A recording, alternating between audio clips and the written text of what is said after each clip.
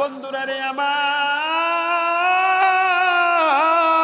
দুনিয়া দুনিয়া দুনিয়া করে আপনি আমি যেই রং তামাশা করছি, এই রং তামাশা একটা সেকেন্ডেই আমার আল্লাহ ধ্বংস করে দিতে পারেন। কথা বলেন ঠিক কিনা?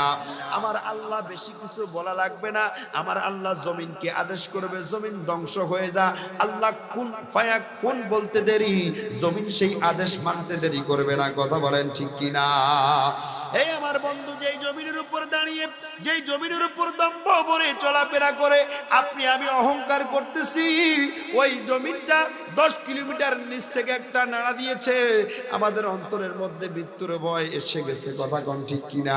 কেমনে বাঁচবো খাই খাই, জমিনটা জানি কখন ধ্বংস হয়ে যায়, সেই ভয় এসেছে কিনা? আরো জোরে বলেন এসেছে কিনা? সেই জন্য বাবা, জমিন আমার নয়, জমিন আপনারও নয়, জমিনের মালিক একজন, বলেন তিনি কে? ওই জমিনের মধ্যে থাকতে হলে আদেশ চলবে কার? সেজন্য বলেন, ওই রবের ইবাদত করতে রাজি আছেন না নাই? আরো জোরে বলেন আছেন না নাই? আল্লাহর ইবাদত করলে খুশি হবে কে? আরো জোরে বলেন কে?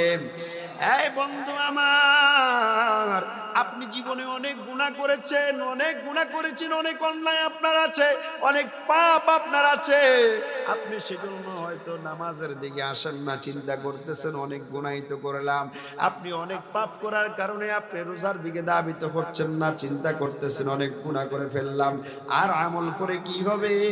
আমার আল্লাহ পাক রব্বুল আলামিন কোরআনুল কারীমের মধ্যে ঘোষণা করে দিচ্ছেন, কুল ইয়া ইবাদিয়াল্লাযীনা আসরাফু আলা আনফুসিহিম লা তাকনাতু মির রাহমাতিল্লাহ ইন্নাল্লাহা ইয়াগফিরুয-যুনুবা জামিআ ইন্নাহু হুয়াল গফুরুর রহিম।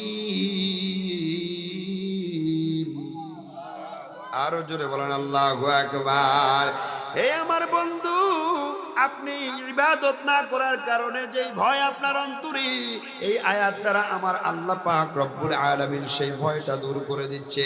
বান্দারায় আমার শুনো, বান্দারায় আমার শুনো, কুল ইয়া ইবাদিয়াল্লাযীনা আসরাফু আলা আনফুসিহিম, এই আমার বান্দারা শোনো, তোমরা যারা তোমাদের জীবনে তোমাদের নফসের উপর জুলুম করেছো, তোমাদের আত্মার উপর জুলুম করেছো, তার মানে তোমরা যারা সুদ খেয়েছো, তোমরা যারা ঘুষ খেয়েছো, তোমরা যারা জিনা করেছো, তোমরা যারা ব্যভিচার করেছো, তোমরা যারা অন্যায় করেছো, তোমরা যারা কথায় কথায় মিথ্যা কথা বলেছো, তোমরা যারা দিনের পর দিন ওয়াক্তের পর ওয়াক্ত নামাজ ছেড়ে দিয়েছো, তোমরা যারা অন্যের গীবত করেছো, অন্যের সমালোচনা করেছো, আমার আল্লাহ পাক রব্বুল আলামিন বলে, লা তাকনাতু মির রাহমাতিল্লাহ,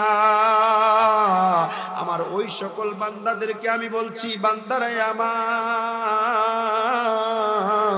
তোমরা আমি আল্লাহর রহমত থেকে নৈরাশ হইও না।